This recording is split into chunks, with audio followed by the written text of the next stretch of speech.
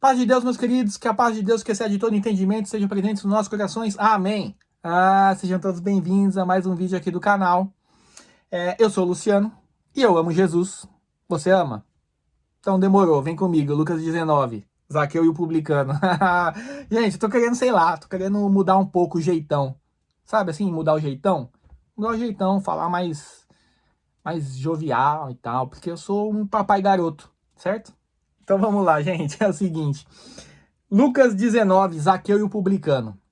A gente vai falar hoje de uma passagem que é muito famosa, né? Você com certeza já ouviu aquela música, como Zaqueu, eu quero subir o mais alto que eu puder. Nossa, gente, maravilhoso eu cantando, hein? Mas é isso, você já ouviu essa música, eu tenho certeza, e essa é a passagem dessa música. Então vamos lá. Essa passagem tem muitas coisas muito interessantes se a gente parar para ler com calma e, como eu sempre falo aqui, meditar na palavra, certo? Ela vai trazer para a gente muitas lições importantes. Então vamos lá. Lucas 19 diz assim, Zaqueu e o publicano. E tendo Jesus entrado em Jericó, ia passando. Gente, aqui eu já paro. Eu sempre paro e fico imaginando Jesus entrando na cidade, passando. Como será que estava o tempo? Como será que estavam as pessoas acenando para ele, sorrindo? Estava em festa, os discípulos estavam junto com ele. Qual que era a conversa entre os discípulos? Gente, meditar é isso. Meditar é imaginar a cena. Tem que passar como um filme na nossa cabeça, certo? Vamos lá. Versículo 2. E eis que havia ali um varão chamado Zaqueu. E era este um chefe dos publicanos e era rico. Stop, vamos parar um pouquinho. Chefe dos publicanos e rico. Aqui é uma das várias passagens da Bíblia que provam que é preciso ser crente, é preciso andar com Deus para ser rico na terra? Não. Você conhece alguém que é rico e que nunca pegou numa Bíblia? Que nunca entrou numa igreja? Centenas de pessoas. Por quê? Aqui está a reflexão importante. Cada princípio bíblico, cada princípio da palavra te leva para um destino, te leva para um resultado, te dá te traz algo para a sua vida. Então vamos lá. Honra pai e mãe para que seus dias se prolonguem na terra, né? Vai adiantar, se o seu objetivo é ficar rico, honrar pai e mãe vai adiantar alguma coisa? Não vai. Honrar pai e mãe é um princípio que dá outro resultado. É isso que eu estou querendo dizer. Então, cada princípio gera um resultado. Se você cumprir todos os princípios da semeadura, de plantar e colher, de servir de que servir é mais importante do que ser servido, todos esses princípios que levam para a prosperidade financeira e material, você vai ter prosperidade financeira e material aqui. O resultado desse princípio aqui na Terra você vai ter, certo? Significa que você vai morrer e vai para o céu? Não. Então, princípio da salvação é uma coisa, princípio de honrar pai e mãe é uma coisa, princípio enfim, de bênção material e financeira é uma coisa, princípio de bênção espiritual é outro. Cada princípio vai te gerar um resultado, né? Você pode escolher seguir todos os princípios da bênção financeira e material, que você vai colher isso aqui. Significa que você vai para o céu quando você morrer? Não. Então, ele era rico. Por quê? Porque ele seguia, de alguma forma, os princípios bíblicos. Se você parar para analisar a vida dos grandes nomes, aí Steve Jobs, todos esses grandes homens que são bilionários e que têm mudado aí o curso da humanidade até, com as suas ideias e tal, você vai perceber que todos eles cumprem princípios bíblicos muitas vezes sem saber, né? Muitas vezes sem saber. Mesmo sem ter aberto a Bíblia, ou sem ter entrado numa igreja, ou sem ter conhecimento da palavra, todos eles, muitas vezes sem saber, seguem os princípios bíblicos que dá resultado financeiro, que dá resultado material. Então é óbvio que eles vão colher isso. Significa que eles vão para o céu quando morrer? Que eles estão salvos por Jesus? Não. Então uma coisa é uma coisa, outra coisa é outra coisa, certo? Então vamos lá, versículo 3. E procurava ver quem era Jesus. E não podia, por causa da multidão, pois ele era de pequena estatura. Então vamos lá, Jesus está entrando na cidade, para variar, tem uma multidão em volta dele, e esse pequeno homem, que era Zaqueu, ele tinha uma pequena estatura, ele era baixinho, mas ele queria ver quem era Jesus. Então aqui a gente já começa a conjecturar. Por que ele queria ver? Era uma mera curiosidade? Não sei, vamos ler, continuar lendo. Mas aqui tem um detalhe importante. a pequena estatura. Então tinha uma multidão e ele era baixinho, certo? E correndo adiante, subiu a uma figueira, uma árvore, para o ver, porque ele havia de passar por ali. Então ele observou por onde Jesus ia passar, se adiantou e subiu numa árvore para conseguir ver Jesus. Ele criou uma estratégia, certo? Então ele se adiantou a algo que ele sabia que ia acontecer, criou uma estratégia para conseguir ver Jesus. Isso é muito importante, certo? Quando Jesus chegou àquele lugar, olhando para cima, ouviu e disse-lhe: Zaqueu, desce depressa, porque hoje me convém pousar na tua casa. E apressando-se, desceu e recebeu-o com muita alegria. Então vamos lá. O que aconteceu aqui? A gente tem que meditar. Jesus está entrando na cidade, tem uma multidão em volta dele. Né? Zaqueu era um homem baixinho, não conseguia ver, subiu numa árvore para conseguir ver Jesus. Quando ele sobe na árvore, Jesus vê ele e nota ele. E aí ele fala: Zaqueu, desce, porque hoje eu quero ir pousar na tua casa. O que aconteceu aqui? Zaqueu criou uma estratégia. Por que ele criou uma estratégia? Porque ele tinha uma limitação. Se Zaqueu fosse um homem grande, alto, que conseguisse ver por cima da multidão, ele teria subido na árvore? Não. Se ele não tivesse subido na árvore, Jesus teria notado ele? Não.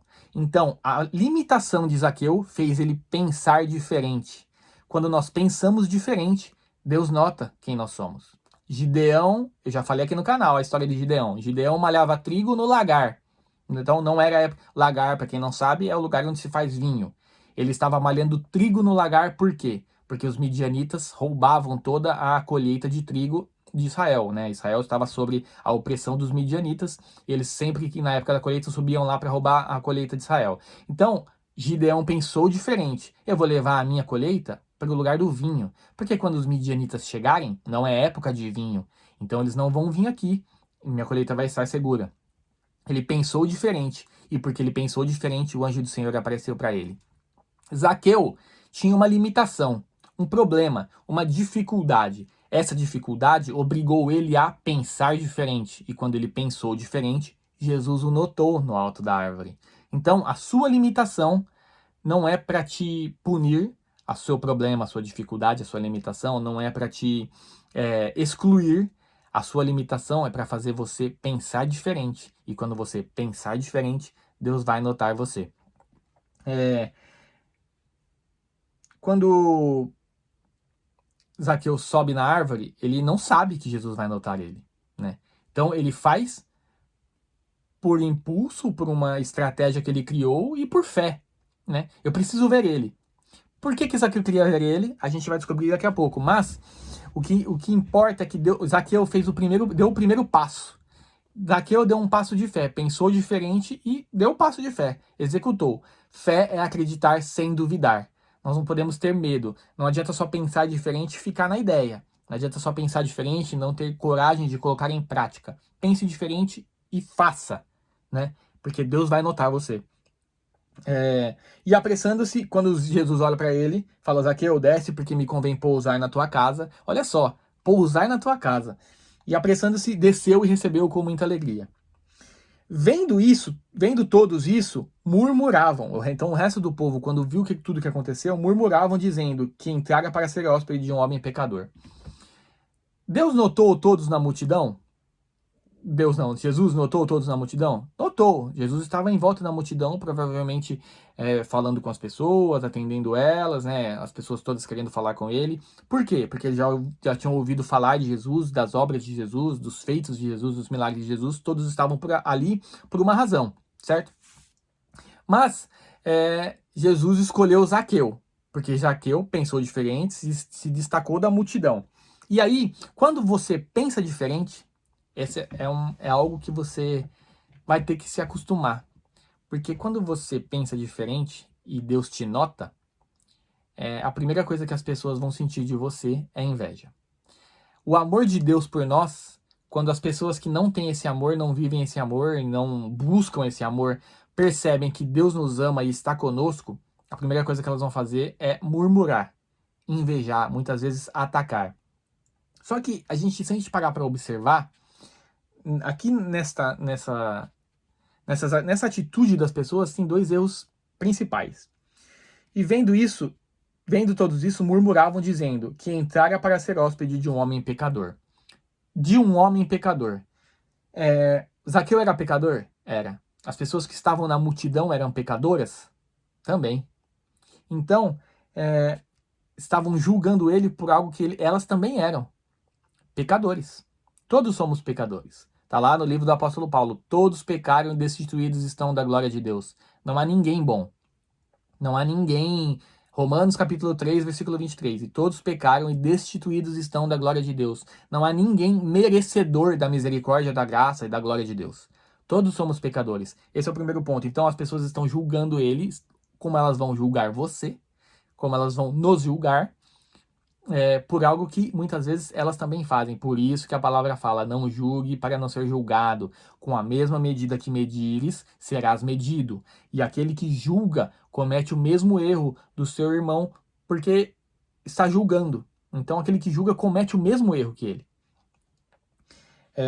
E outra questão aqui é o seguinte, que entrara para ser hóspede de um homem pecador. Jesus veio para a Terra para...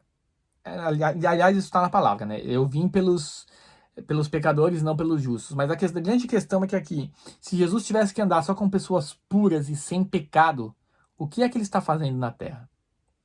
Existe alguém assim aqui? Acabamos de falar que não. Romanos 3, 23. Todos pecaram e destituídos estão da glória de Deus. Se todos pecaram, não existe ninguém puro, ninguém limpo no planeta Terra. Se Jesus só tivesse que andar com gente limpa e pura e sem pecados, o que ele está fazendo aqui? Né? O que ele veio fazer num planeta que não tem ninguém com quem ele tem que andar? Então não faz sentido nenhum.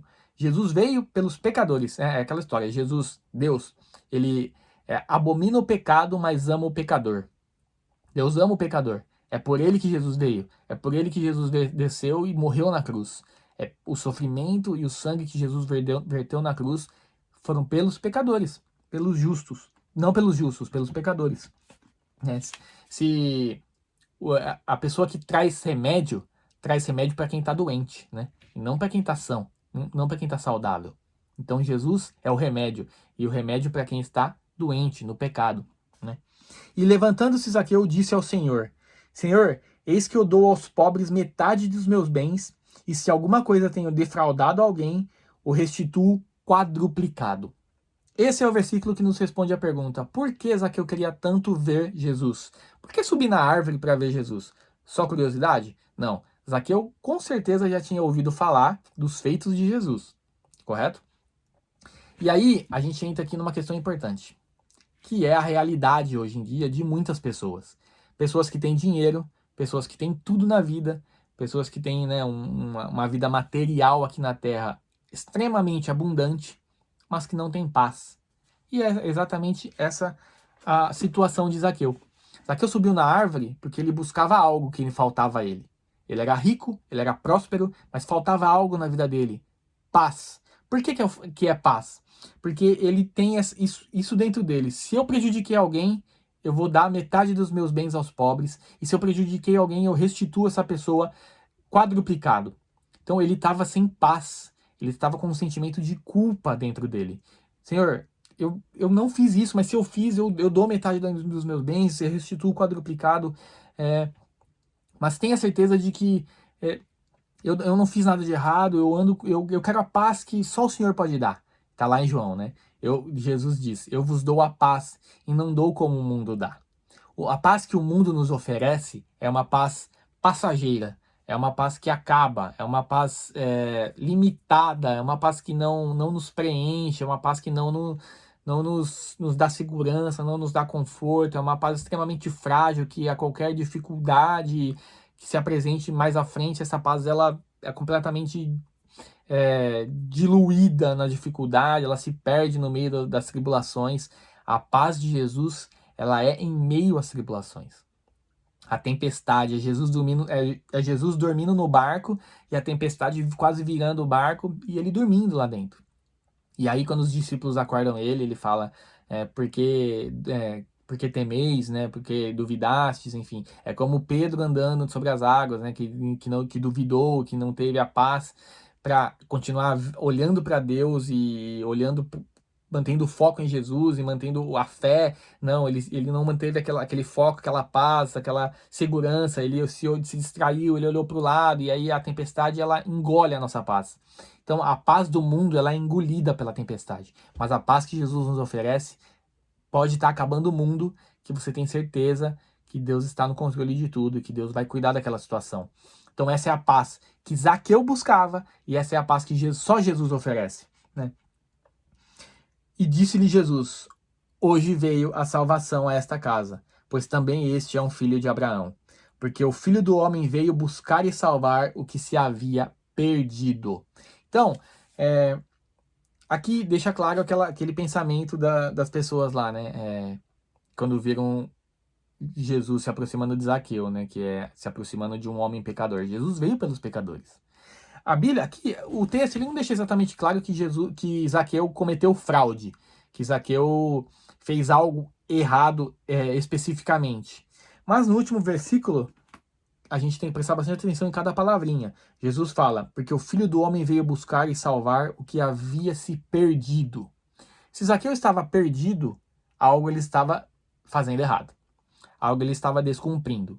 E essa era a fonte da falta de paz dele, que ele foi buscar em Jesus. Então, ele criou uma estratégia dentro de uma limitação que ele tinha, e ele foi notado por Jesus, porque ele buscava a paz de Jesus, ele criou essa estratégia para buscar essa paz que ele sabia que só Jesus podia dar, e aí quando ele criou essa estratégia, quando ele usou a limitação dele para pensar diferente, Jesus o notou, o abençoou, deu aquilo que ele buscava, que era a paz.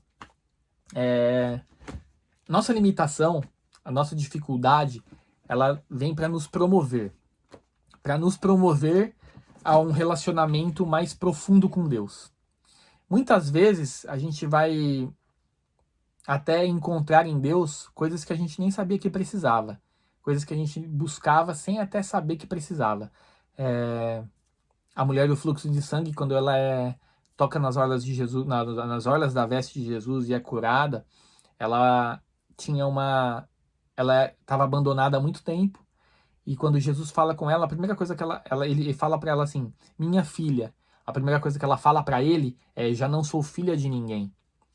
E aí ele fala: é sim, né? E aí ele cura algo que ela nem sabia que precisava ser curado, que talvez ela soubesse, mas estava no inconsciente, porque ela era uma mulher solitária, abandonada, e além do problema do fluxo de sangue, ela não se sentia mais parte de ninguém, parte de nenhuma família, não se sentia filha de ninguém. A primeira coisa que Jesus cura é o espírito, é a alma dela. Já não sou filha de ninguém, é assim. A tua fé te salvou. Então, ele primeiro cura o espírito, algo que ela nem sabia, talvez, que precisasse ser curado.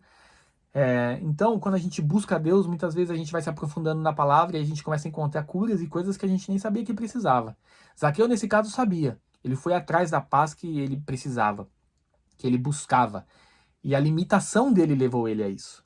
Então, a gente tem que ter em mente de que muitas vezes as dificuldades que a gente passa na vida, as limitações que a gente passa na vida, são para nos promover a um estado mais íntimo com Deus, a um estado, a um relacionamento mais próximo de Deus, nos promover a algo,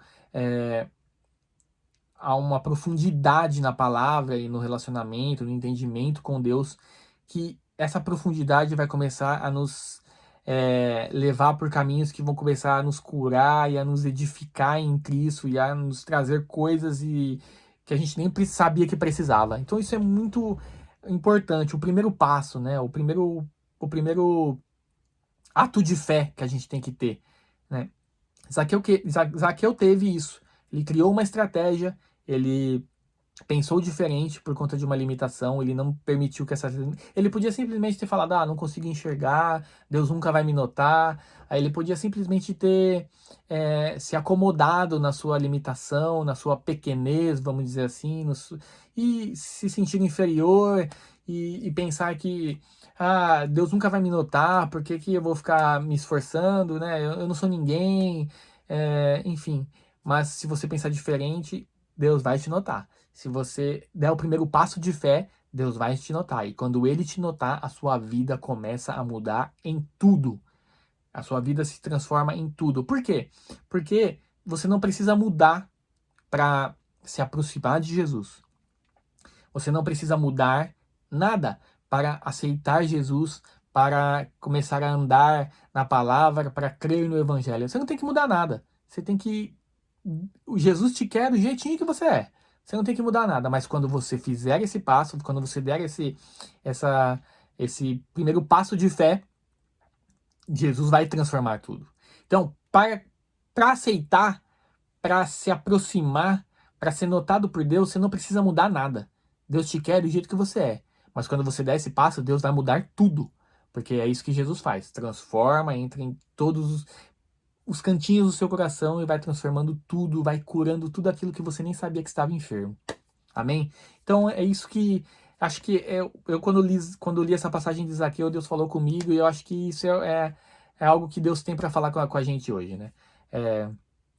Nós temos que pensar diferente e não nos conformarmos com as nossas limitações, porque Deus nos deu tudo que nós precisamos para viver o nosso propósito.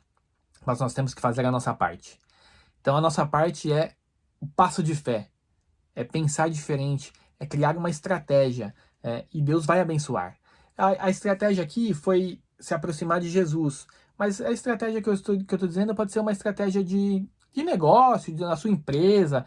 Você tem que criar uma estratégia e dar um passo de fé, apresentar isso a Deus e dar um passo de fé, porque Ele vai guiar você depois, Ele vai te notar e Ele vai fazer a obra. Mas o primeiro passo quem tem que dar é nós, somos nós, né?